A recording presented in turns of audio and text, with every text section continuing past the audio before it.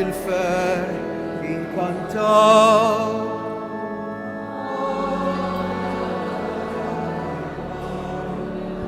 Nannu l-mulej. Fl-isem tal-Missieru, tal-Iben u tal-Ispirtu Santu, il-grazzja ta' Sidna Ġesu Kristu, l-imħabba ta' Alla u l-għaqda fl-Ispirtu Santu ħatkun ma'kom il-koll. Nselmu lilkom li qegħdin isseguna mid-dar. Nista' nimmaġina x'inhuma xewqat ta' qalbkom. Inaqdu magħna hawnhekk hawn familja fis-Santwarju ta' Pinu. Illi wkoll qiegħda ssaqsi se jsir minni. Kulħadd qed isaqsi għal fejn qed ngħix. U kulħadd jgħid imma x'sens fiha ħajti. Ejjew nidħlu għal din ir-realtà bl-għajnuna tal-Madonna illejla u nagħmlu esperjenza sabiħa. Nagħtu bidu għal dil-qudiesa li qed noffru għal benefatturi ħajjin u mejtin imma wkoll għall-intenzjonijiet tagħkom billi nitolbu maħfra mill-ħtijiet mid-dnubiet tagħna. Nistqar l-Alla li jista' kollox lilkom ħuti li jien għadni b'ħafna bil-ħsieb bil-kliem bl-emil billi ħallejt dmirijieti ħtija tiegħi bl-ikbar ħtija tiegħi. Għalhekk nitlob l-imqazza Marija dejjem Verġni, l-anġlu u l-qaddisin kollha u lilkom ħuti jitolbu għalija. Eħenna għalina Alla li jista' kollox jaħfrilna dnubietna u jwassalna fil-ħajja ta' dejjem. Mulej ħnina. Kristu ħnina. Mulej ħnina. Flimkien. Glorja l-Alla. Paċi fl-art, nedmin ta' rieda tajba. Infaħruk, inberkuk, nadurawk, natuġġiek. Irrodulek ħajr għal-glorja kbira tiegħek. Mulej Alla, Sultan tas-sema. Alla missier li tista' kollox. Mulej Iben waħdini Ġesu Kristu. Mulej Alla, ħaruf talla bin il-missier. Int li tneħħi dnubiet ta' dinja ħenna għalina. Int li tneħħi dnubiet ta' dinja ilqa' talb tagħna. Int li qiegħed fuq il-lemin tal-missier ħenna għalina. Għax inti waħdek qaddis, int waħdek mulej, int waħdek l-għoli Ġesu Kristu mal-Ispirtu Santu fil-glorja tal-Missier Alla. Amen. Nfakkarkom li bħalissa qed jingħata anke servizz ta' qrar. Nitolbuk mulej Alla tagħna li dejjem inġarbu l-ferħ tar-rabta tagħna miegħek. Lena sħiħ u bla tmiem jinsab fil-li naqdu lilek. Għax minnek jiġina kull ġid bibnek Ġesu Kristu Sidna li hu Alla li miegħek jgħix wisaltan flimkien mal-Ispirtu Santu għal dejjem ta' dejjem.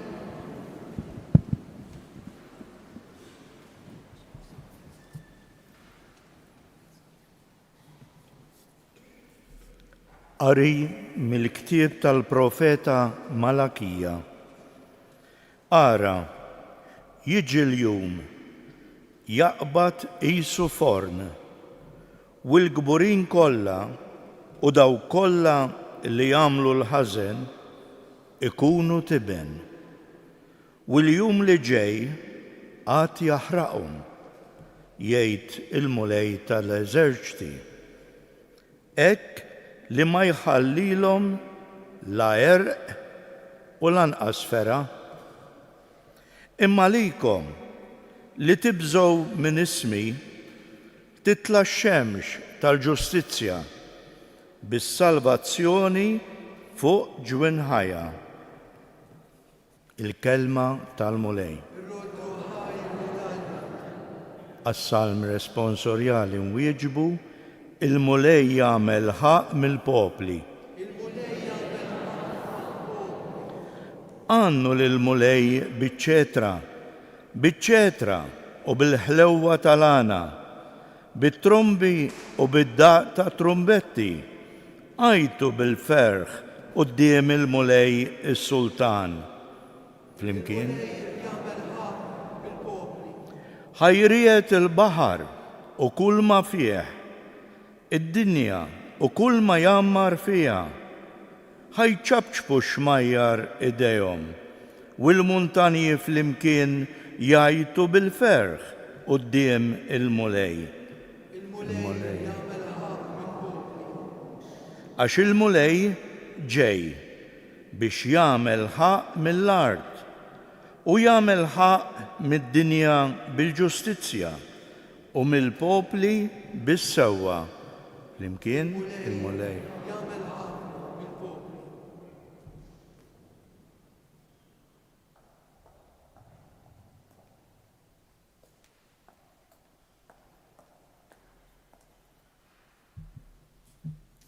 Qari mit-tieni Ittra ta' San Pawl Apostlu lit-Tessalonkin. Ħuti, intom stess tafu kif jeħtieġ li timxu fuq l-eżempju tagħna. Aħna ma tażżinniex meta konna fostkom, il-ħobs li kilna ħadd ma tawolna b'xejn, imma lejl u nar ħdimna u tħabatna u batejna biex ma nkunu ta' pis għal ħadd minnkom. Imxejna hekk mhux għax m'għandniex dritt li żommuna intom, imma ridna nagħtukom eżempju biex timxu fuqu. Meta konna fostkom, aħna ornajnielkom li jekk xi ħadd ma jridx jaħdem, dan anqas m'għandu jiekol.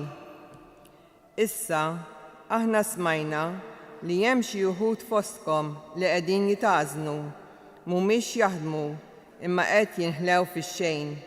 Lil dawn in-nies nordnawlhom u nwissuhom fl-isem il-mulej Ġesu Kristu biex jaħdmu sewwa u jgħixhom jaqilgħuh. Il-kelma tal-mulej. Roddu ħajr lil Alla. Il-wiefa nkantaw. Alleluja, alleluja,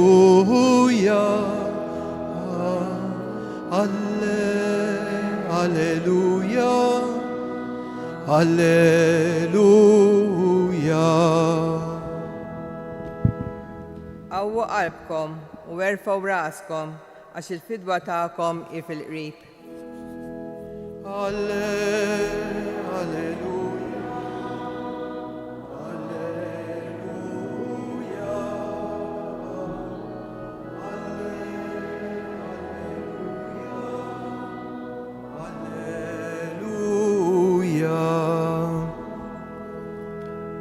Il-mulej ma'kom, qari mill-Vanġelu skont San Luqa.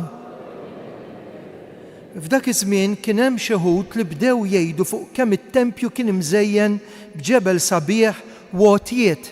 Iżda Ġesu qalilhom: kull ma qegħdin taraw qatt jiġi żmien li ma jibqax ġebla fuq oħra li ma tiġġarrafx. Huma staqsewhu qalulu: Mallem, issa da meta se jiġri? U x'sinjal li dawn il-ħwejjeġ ikunu waslu biex iseħħu? Qalilhom: araw li ma titqarqux. Qatt jiġu ħafna f'ismi u jgħidu jiena hu. U jgħidulkom iż-żmien wasal. Tmorrux warajhom. Meta tisimgħu min jitkellem fuq gwerer taqlib fil-pajjiżi, tinħasdux. L-ewwel jeħtieġ li jiġri dan iżda it-tmiem ma jasalx minnu fih. Imbagħad qalilhom: qed iqum ġens kontra ġens. Saltna kontra saltna. L-art titeżżeż bil-kbir. Ħafna bnadi jkun hemm ġuħ u mart li jittieħed. Fis-sema jidhru ħwejjeġ tal-biża' u sinjali tal-għaġeb. Imbagħad qabel da kollu jixtħu idejhom fuqkom, jippersegwitawkom, jagħtukom f'idejn il-mexxejja tas-sinagoga u jitfewkom il-ħabs. Jaħdukom quddiem slaten, gvernaturi, minħabba f'ismi. Dan ikun jiswilkom biex intkom tagħtu xhieda. U żommu sewwa f'moħħkom. Toqgħodux taħsbu minn qabel kif se tiddefendu ruħkom jew x'ser tgħidu għax jien nagħtikom kliem u werf li ħadd ma jkun jista' jieqaf kontra tagħkom. U ħadd ma jkun jista' jmerjieħ. U jittradukom saħansitra l-ġenituri tagħkom, ħudkom, rabatkom, ħbiebkom. Il-xuħut minnkom joqtluhom u kulħadd isir jobodkom minħabba fismi. Imma xara waħda minn raskom ma tintilifx. Jekk tibqgħu sħaħ sal-aħħar, issalvaw ħajjitkom. Il-kelma tal-mulej tifħir lilek Kristu.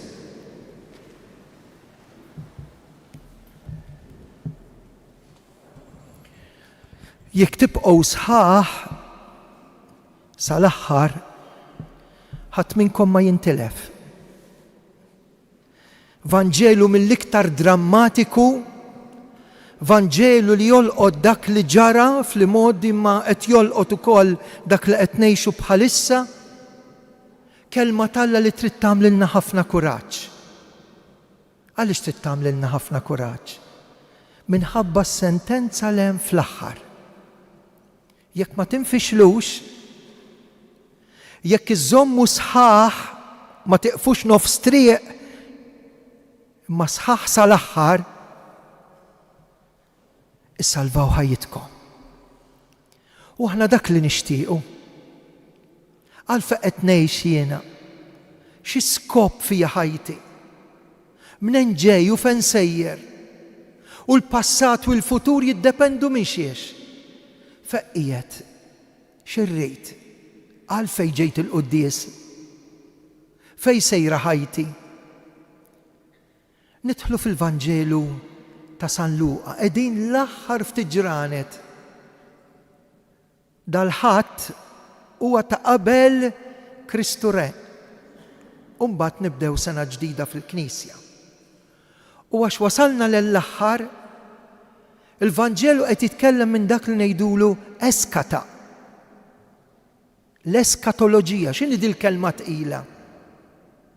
L-affarijiet tal-aħħar. L-affarijiet tal-aħħar. Aħna ngħidu kull mibdi mitmum, imma ma' Kristu mhux kollox jispiċċa. Interessanti, illi Ġesu jiġi provokat mistoqsija.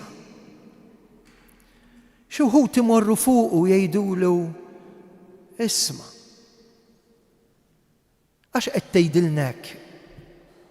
Illi aħna ferħanin b'xi ħaġa sabiħa u dik xi ħaġa sabiħa ħatisfa fix-xejn. U x'kienet dik xi ħaġa sabiħa li l-iktar kienet qalb il-poplu? Kien it-tempju.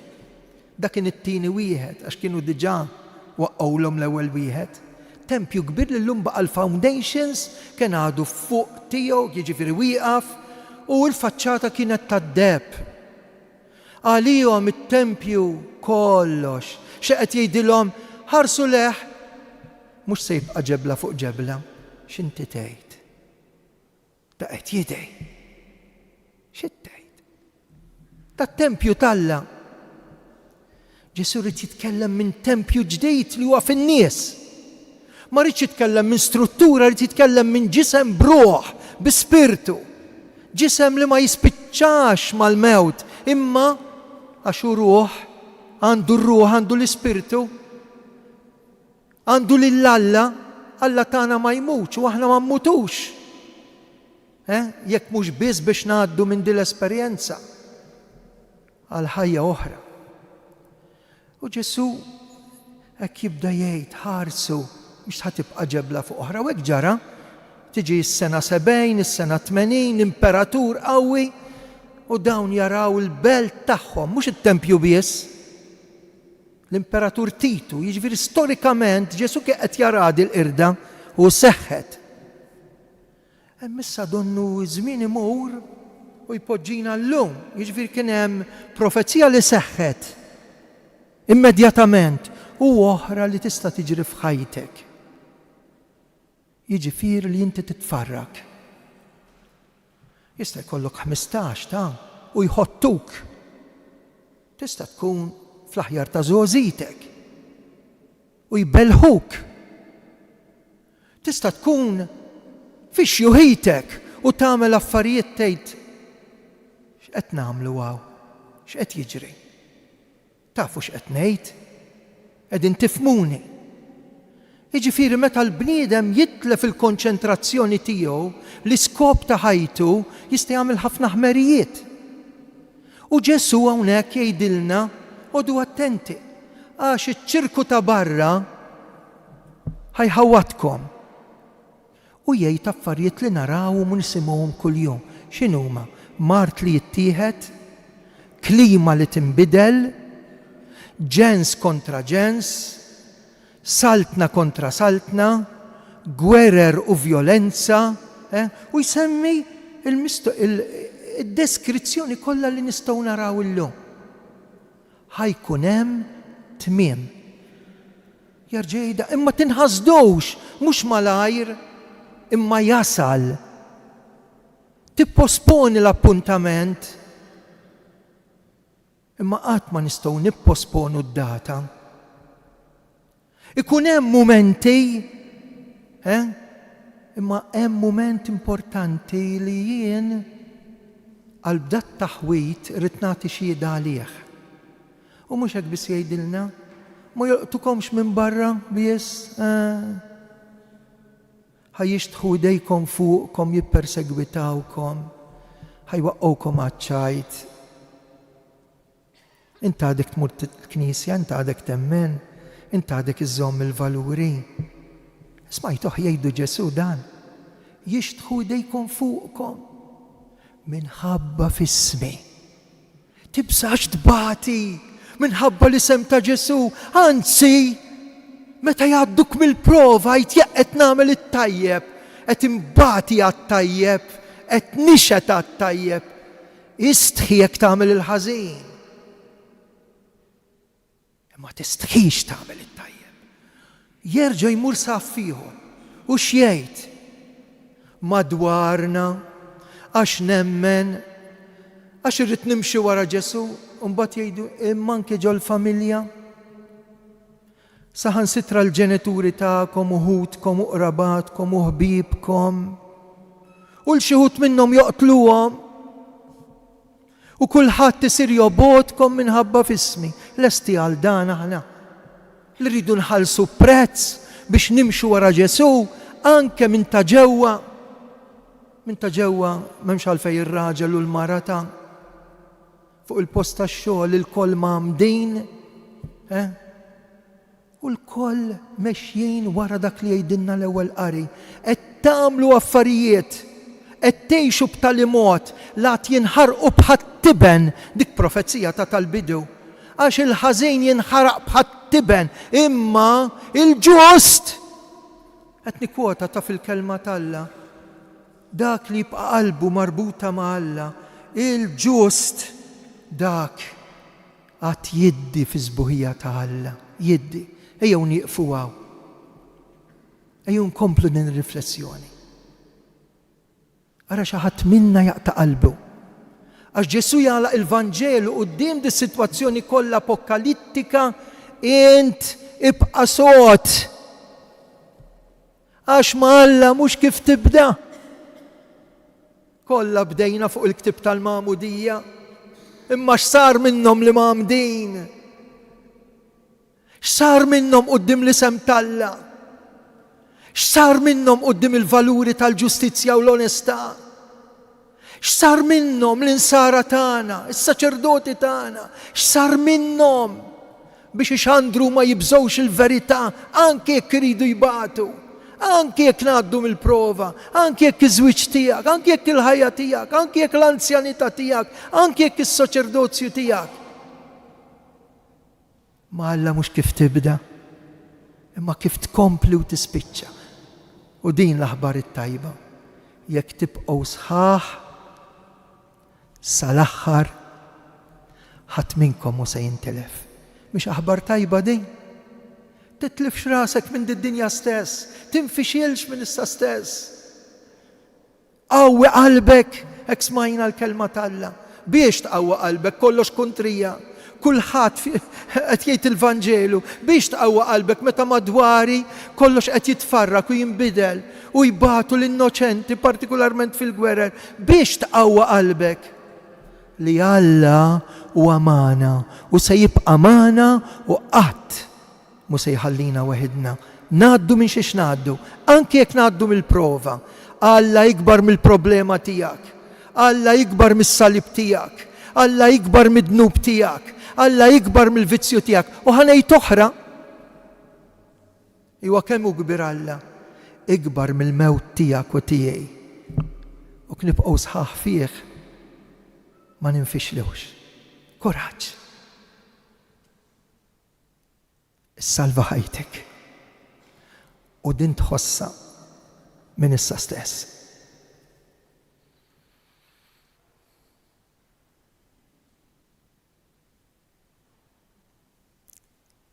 Jiena nemmen falla wieħed il-missier li jista' kollox. Ħala is-sema u l-art dak kollu li jidher, dak li ma jidirx. Ġesu Kristu iben waħdini ta' Alla. Imnissel mill-missier qabel f'kull żmien, Alla minn Alla, dawl minn dawl, Alla veru minn Alla veru. Imnissel mhux magħmul natura waħda mal-missier u bih sar kollox. Niżel mis-smawijiet għalina l-bnedmin u għal-fidwa tagħna.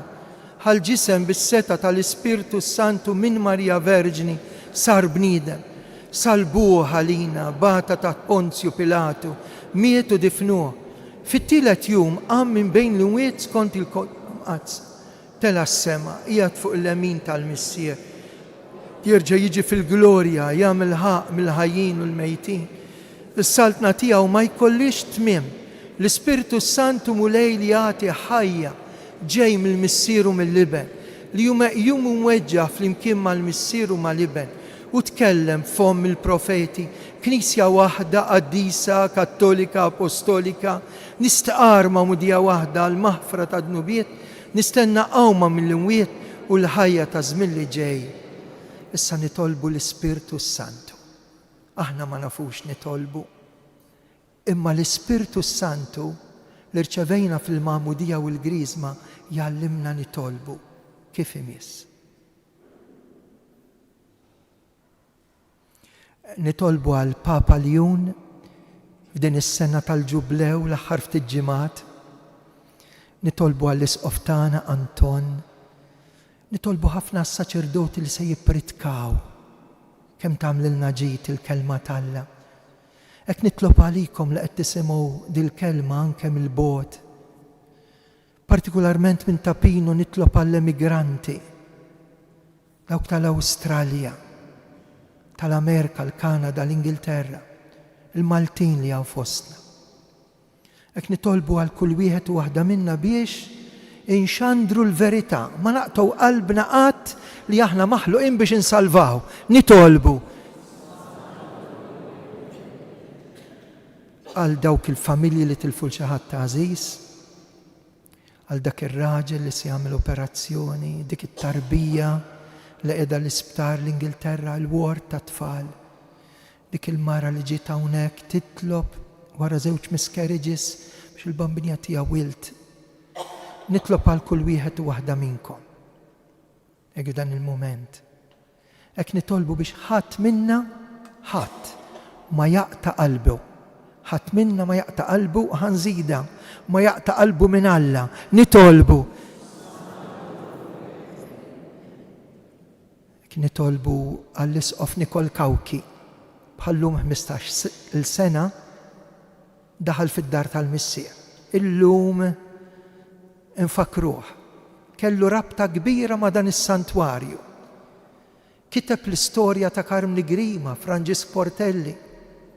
L-istorja marbuta ma' dan is-santwarju. Hekk nitolbu għalih biex il-bambinja tieħ il-mistrieħ u minn fejnu jidħol għalina bl-interċessjoni tal-Madonna quddiem Alla. Nitolbu l-aħħar talba tiegħek u għalik. Int li qed tarana, int li qed tismana, int li qed titlob magħna. Dan nitolbulek bi Kristu Sidna.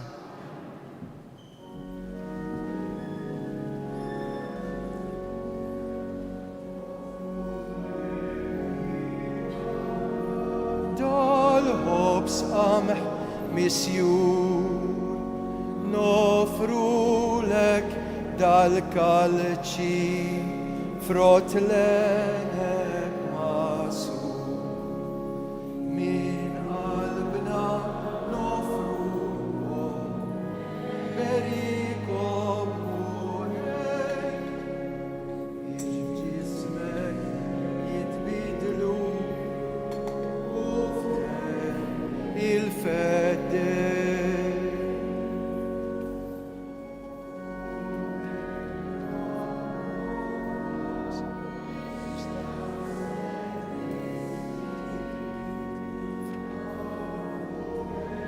Din qalbna jixtrejx fissa, din ruħna ġisimna, bemilna natuk, biex dejjem u f'kollox nuruk li nħobbuk. Itolbu ħuti biex is-sagrifiċċju tiegħi u tagħkom joġob l-Alla missier li jista' kollox.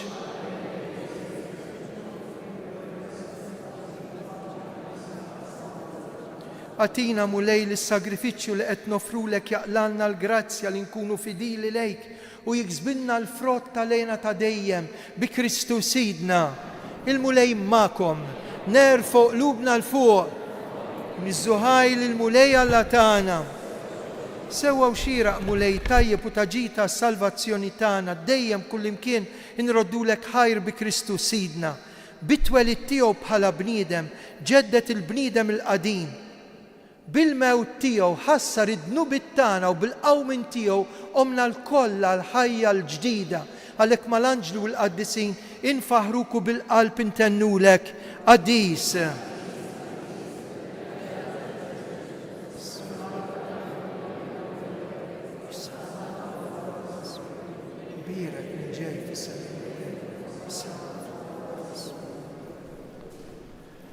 Qaddis tas-sew int mulej, int lajn ta' kull qdusija. Qaddes għalhekk nitolbuk dawn l-offerti bil-barka tal-Ispirtu tiegħek jisiru għalina l-ġisem u d-dem ta' Sidna Ġesu Kristu. Meta kien ser jingħata u mir-rajħi bati għal-ħobs raddi l-ħajr qasam tal id-dixxipli tiegħu u qal: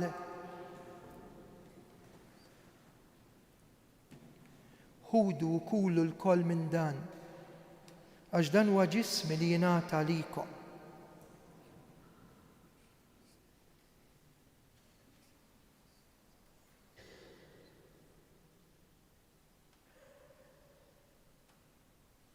Ekk ukoll wara li klaħa l-kalċi reġa' raddi l-ħajr tal-dixxipli tiegħu u qal: ħudu u jxorbu minnu l-koll għax dan huwa l-kalċi ta' demmi tal-patt il-ġdid li jibqa' dejjem, id-demm li jixxerret għalikom u għall-bnedmin kollha għall-maħfra ta' dnubiet. Għamlu dan b'tifkira tiegħi.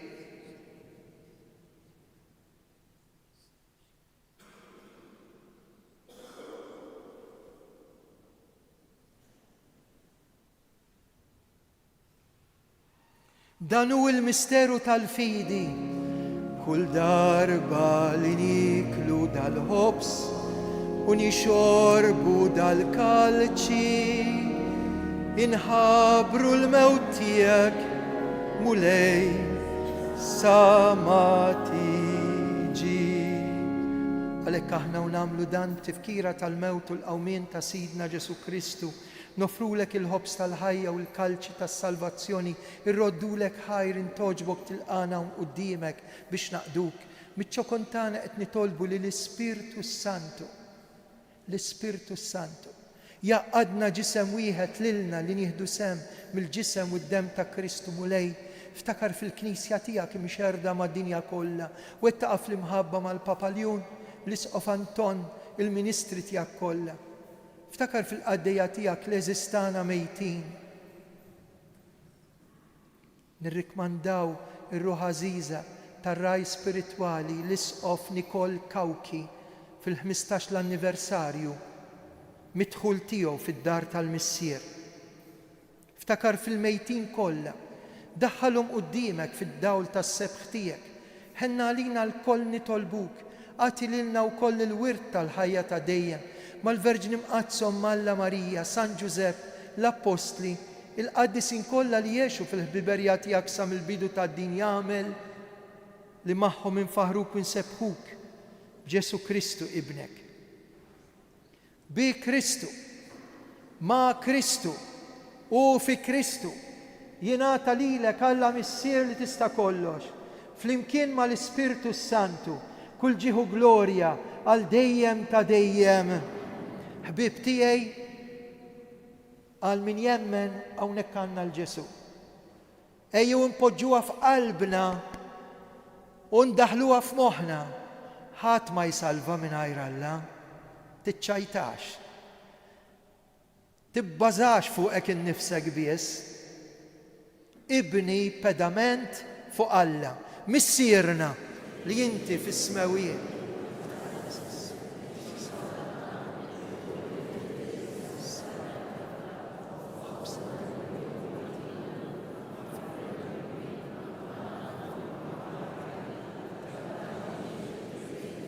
Eħlisna nitolbuk mulej minn kull deni, għatina fit-tiba l-ħnina tiegħek paċi fi żmienna, hekk inkunu ħilsa dejjem midnub u mħarsa minn kull xorta ta' nkwiet, aħna u nistennew u nittamaw lejna u l-miġja tas-Salvatur tagħna Ġesu Kristu. Mulej Ġesu dak li qed l-Apostli qed tgħidu lilna. Inħallilkom is-sliem, natikom il-paċi tiegħi. Tħaresx lejn dnubietna. Ħares lej il-fidi tal-Knisja tiegħek.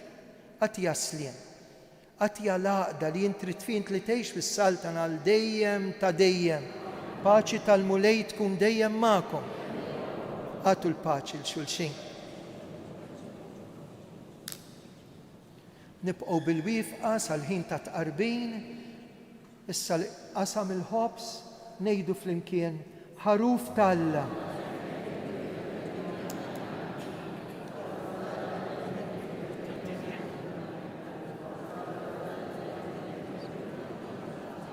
Danu il-ħaruf tal-Alla, danu li jneħħi d-nubiet tad-dinja, ħen dawk mistiedna għal dilikla tal-ħaruf.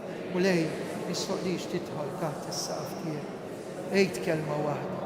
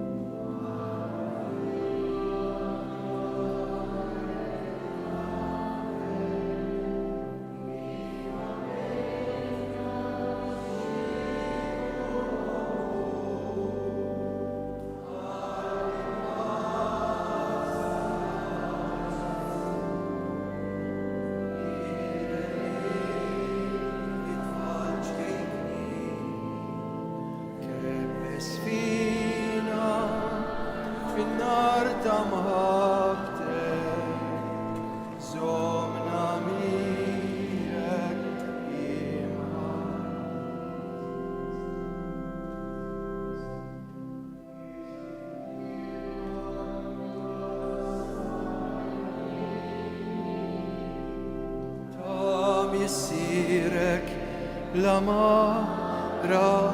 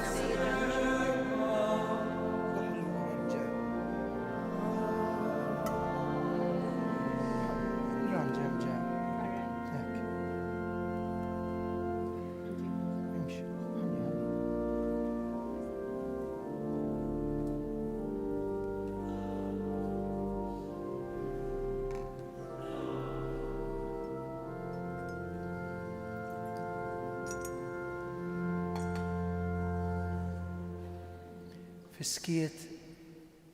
Ejw nirringrazzjaw il-Ġesu, u intom li qegħdin id-dar tistgħu tagħmlu tqarbina tax-xewqa f'dan il-mument.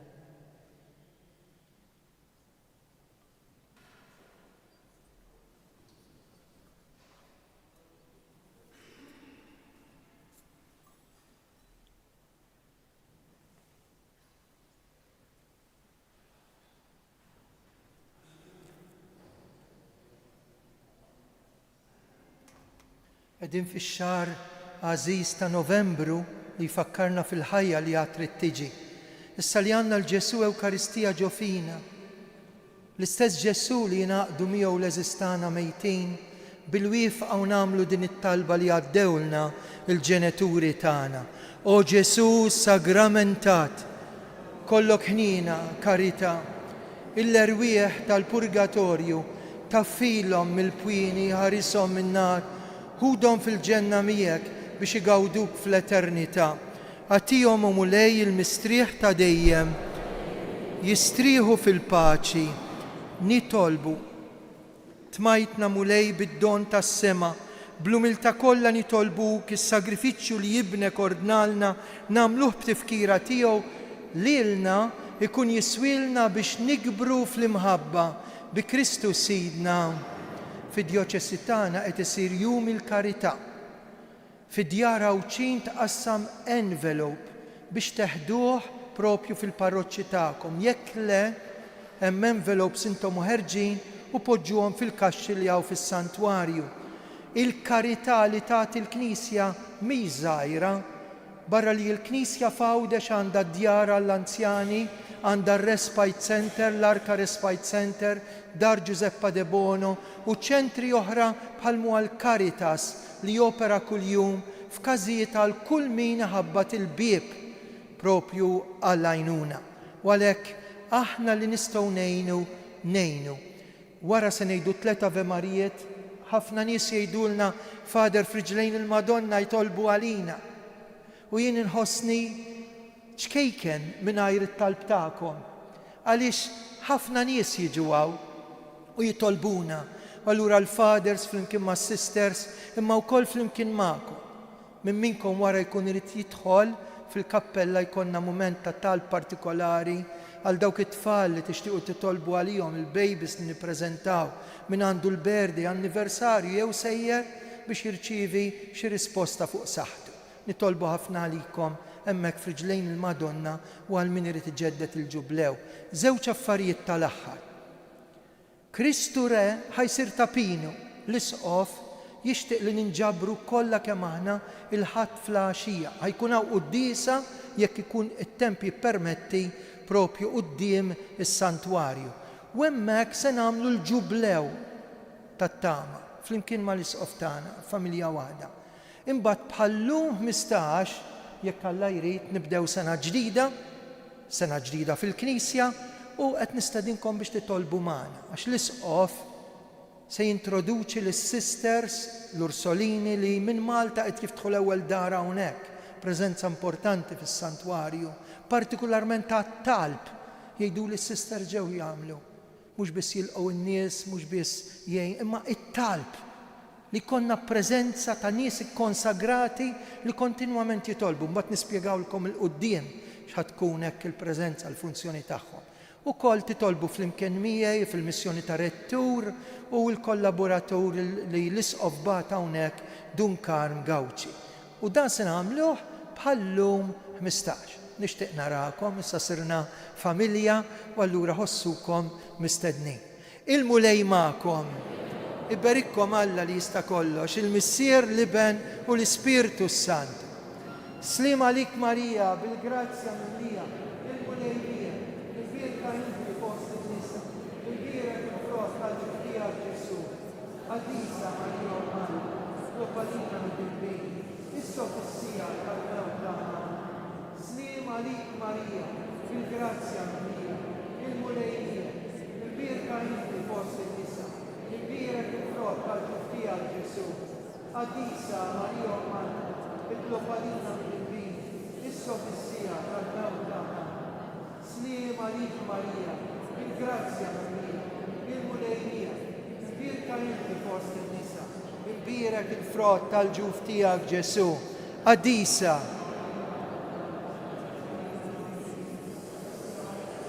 Nejdu ila bil-qalb flimkien, Madonna Tapinu, Sultana tal-familja, ħarstek fuqna dejjem żomm, morru fil-paċi ta' Kristu.